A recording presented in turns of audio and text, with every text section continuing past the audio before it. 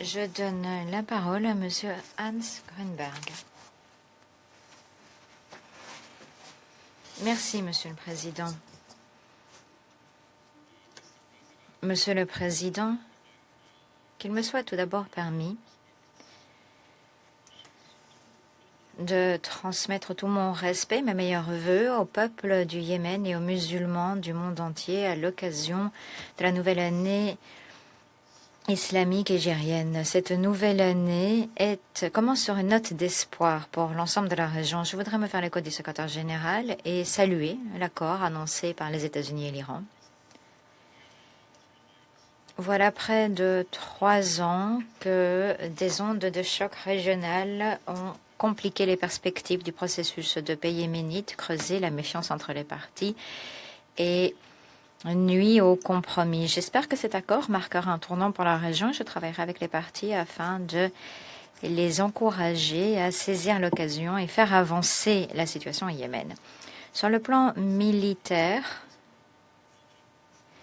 les retombées au Yémen du conflit récent dans la région sont restées limitées. Malgré les menaces, on n'a pas vu de nouvelles attaques contre les navires marchands en mer Rouge. Le calme relatif au Yémen, qui existe depuis la trêve de 2022, a tenu bon, mais le conflit n'est toujours pas réglé et au quotidien, ce sont les Yéménites qui payent le prix de cette incertitude.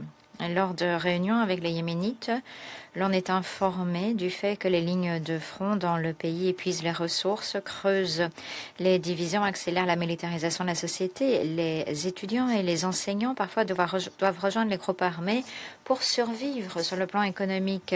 Le conflit régional récent a exercé davantage de pression sur l'économie du pays en raison de la dépendance et la proximité géopolitique, ce qui a conduit à une hausse des vivres importés, du carburant, avec une forte pression inflationniste. Ces dernières semaines, il y a eu des manifestations à Aden et dans d'autres provinces à cause des pénuries d'électricité. Les réformes économiques auxquelles le gouvernement yéménite donne la priorité devraient permettre d'améliorer les conditions de vie, renforcer les recettes publiques et rétablir la confiance vis-à-vis des institutions publiques. Le Royaume d'Arabie saoudite a récemment alloué 150 millions de dollars pour alimenter les stations électriques, ce qui est essentiel pour remédier aux pénuries d'électricité dans les zones détenues par le gouvernement. Les efforts du gouvernement yéménite pour renforcer la sécurité et la responsabilisation après l'assassinat inquiétant de personnalités publiques sont les bienvenus. Investir dans la sécurité et la stabilité économique est essentiel pour renforcer le dialogue, la quête de consensus, notamment sur la question du Sud. Toutefois, les questions fondamentales à l'origine des souffrances du peuple yéménite ne pourront être réglées de façon durable que par le truchement de négociations entre les parties dans le cadre d'un processus politique inclusif sous l'égide des Nations Unies. J'ai continué de parler de la marche à suivre avec les parties, mais aussi avec les parties prenantes régionales et internationales à Riyad, à Mascate, Amman, Bruxelles et à New York. Et malgré un contexte régional difficile, nous avons pu avancer vers le dialogue et la négociation. Le mois dernier, les parties sont convenues de libérer plus de 1600 détenus en lien avec le conflit après 14 semaines de négociations à Amman sous l'égide des Nations Unies. Il s'agit là de la principale opération de libération convenue dans le cadre du conflit. Des négociations exceptionnellement difficiles, complexes. La confiance faisait défaut. Les négociations à plusieurs reprises ont été dans l'impasse et il a fallu du courage et une volonté de compromis. Je félicite les parties de leur persévérance pour parvenir à ce résultat. Je les invite à consentir rapidement des progrès pour appliquer et mettre en œuvre cette opération de libération avec le soutien du CICR. Je remercie en particulier le Royaume d'Arabie saoudite qui a joué un rôle décisif en appui des pourparlers. Je remercie également le Royaume hachémite de Jordanie qui a accueilli et appuyé les négociations. Je remercie le sultanat d'Oman d'avoir accueilli et appuyé les pourparlers précédents qui avaient ouvert la voie à cet accord. Je voudrais également féliciter mon équipe qui a travaillé avec grande patience et connaissances spécialisées pendant des mois pour assurer la médiation entre les parties et parvenir à ce résultat. Leurs compétences, leur dévouement sur le long terme illustrent la valeur unique de la médiation de l'ONU. S'agissant du volet militaire sécuritaire, mon pays récemment a convoqué 2 réunions dans le cadre du comité de coordination militaire avec des représentants militaires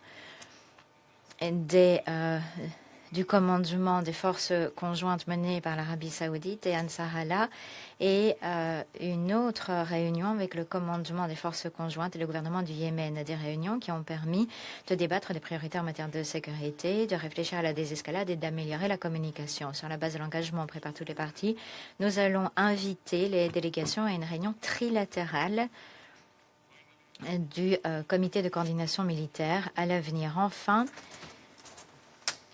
sur le volet économique, la libération des dividendes de la paix pour améliorer la vie des Yéménites dans le pays. Mon bureau a tenu des consultations et a mené les travaux préparatoires sur un large éventail de questions économiques qui seront abordées lors des négociations.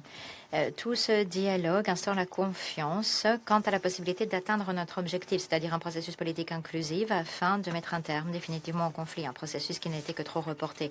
Toutes les parties ont négocié sur d'autres dossiers, mais il a fallu des années avant qu'ils ne se rencontrent face à face pour des pourparlers politiques. Il nous faut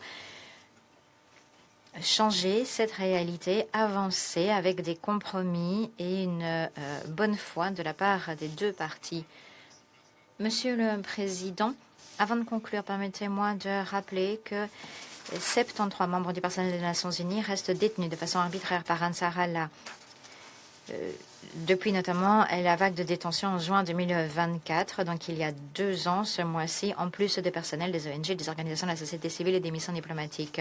Et les déclarations récentes du secrétaire général soulignent que ces détentions sont en violation du droit international, infligent de vives souffrances aux familles, limitent la capacité de l'ONU de venir en aide aux personnes dans le besoin. Dans sa déclaration du 6 juin, le Conseil de sécurité avait condamné ces détentions et exigé la libération sûre, immédiate et sans condition des détenus. Les Nations Unies continueront de faire tout ce qui est en leur pouvoir pour insister sur leur libération. Et je prie le Conseil de poursuivre ses efforts jusqu'à obtenir la libération de nos collègues. Monsieur le Président, tant que le conflit au Yémen ne sera pas réglé, le risque de la déstabilisation perdurera au niveau national et en cas d'une flambée des tensions régionales au-delà du pays. Les parties devraient utiliser la fenêtre de tir et la désescalade régionale afin d'avancer vers un processus politique qui pourra mettre un terme au conflit au Yémen. Les Nations Unies restent prêtes et déterminées à apporter leur concours aux partis, au peuple yéménite. J'en appelle à l'attention continue, à l'unisson du Conseil de sécurité sur le Yémen.